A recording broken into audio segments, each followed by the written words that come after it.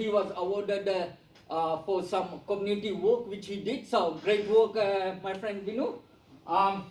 Also, his previous jobs, he has been a mechanical and manufacturing engineer, business manager, commercial and contract manager. And his burning desire is to help people in need. And he makes it what he has written here. The reason being, I just called him yesterday for something. He made instant calls to a couple of people and just responded at what he needed. So he's a great connector. And something no one knows, he sits on the board of different companies and also that manages independent schools. So, and he works as a volunteer lawyer at the Peninsula Community Legal Center, Cranbourne, on a pro bono basis as about 7 years. And his key to success is discipline, and positive work ethic. Now I want to welcome Vinu. Thank you, Aman. Yeah. For the visitors in the room, it's okay, don't panic. He's all right. That's the way he is every day. And he's not had anything special. And he always steals my thunder. So thank you again for the opportunity, Vinu Kuma. I will quickly go through who we are, our services, and I want to part a little bit of knowledge as usual. Last time I did contracts, this time I'll do a little bit more. What referral requests I'm looking for, and if we have time, a short quiz if I do that. As Aman said, I have few degrees, but a few papers sitting on there, but that classroom did not teach me as much as my life journey did. And I want to share a brief about how my life journey started off. Early in late 90s, I think, I was a tool maker. Soon I became a CNC programmer. That's how I was when I arrived in Australia few years ago. Soon after that, I started managing a manufacturing facility as a plant manager, engineer. And then I started looking after commercial contracts when I decided to become a lawyer. In the last 5 years, I've been admitted as a lawyer. And I have incorporated my law firm, VK Lawyers. Tomorrow is my anniversary. And the cupcakes you see was prepared by my daughter to celebrate this week. Thank you. Thank you. Appreciate it. And I wanted to introduce our team. I started off July last year, incorporated. And today we have Kayla, who's a student. Desmond, you've known him.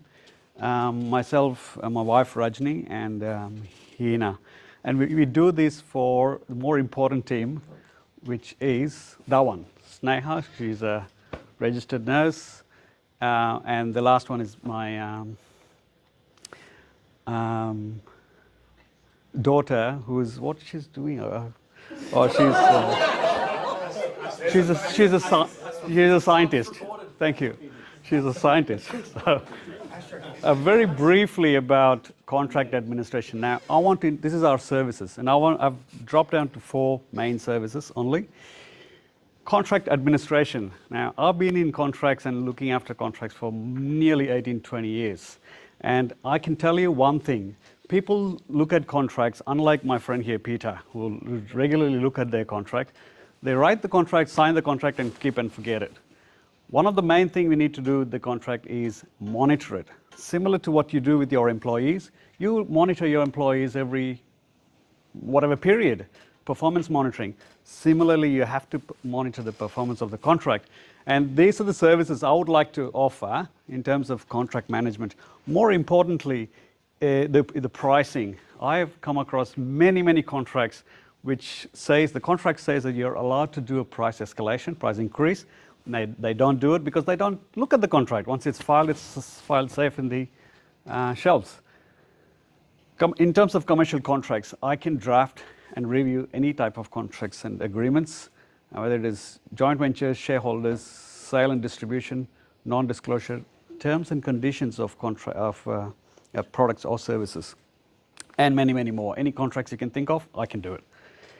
And more, the other services is debt recovery. Now, I've briefly touched on this. Most of us here fall under building and construction SOP. The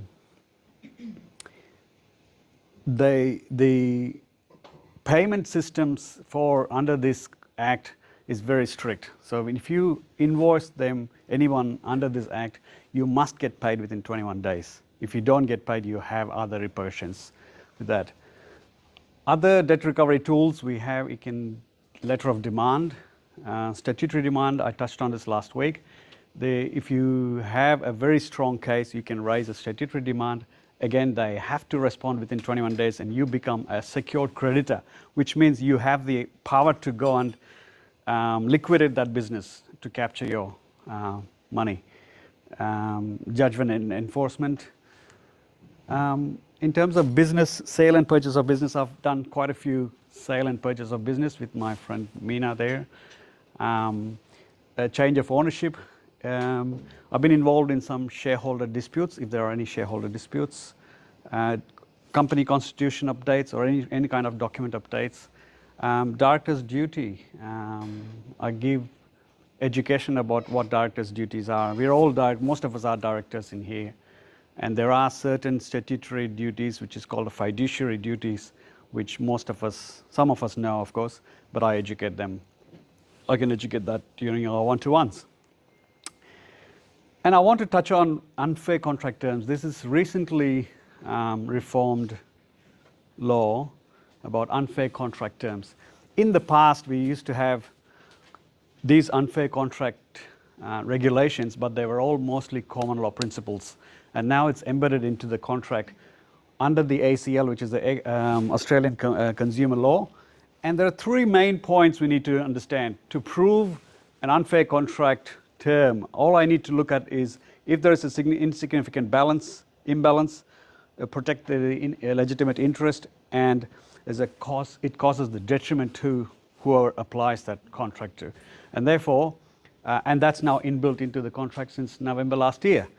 And just a practical advice to businesses, a contract is unfair if only one party is allowed to avoid any time or limit any performance, terminate the contracts, vary the contract, change the one person's vicarious liability. For example, if I have a contract which allows me to use Johan on some other business, whatever Johan does right or wrong is my responsibility. That's vicarious liability. And I cannot contract out of it. And if I do try to do that, that's an unfair contract. Limiting one person's evidence to adduce and effect of limiting evidential burden on proceedings. Now, my client referral request is quite simple. I need to talk to commercial managers, contract administrators, if you know any contract administrators, manufacturers. I've been in, my background is manufacturing. I know manufacturing inside out. Project managers, any kind of projects, I can assist them with the contracts, the right contracts for the right project. And I've said this many times, there's no one-size-fits-all contract. Professional services, business sellers, builders. There are a lot of building contracts and building disputes. Debtors or creditors, business owners, business purchasers if you are purchasing businesses, and any more than that. Anyone within BNI referral, I would do a free consultation as always. Vision and mission. Now, last year, before I started, I set up my vision. And there was a particular reason why I did that. After 24 months, or 365 days almost for the day, I know it's working.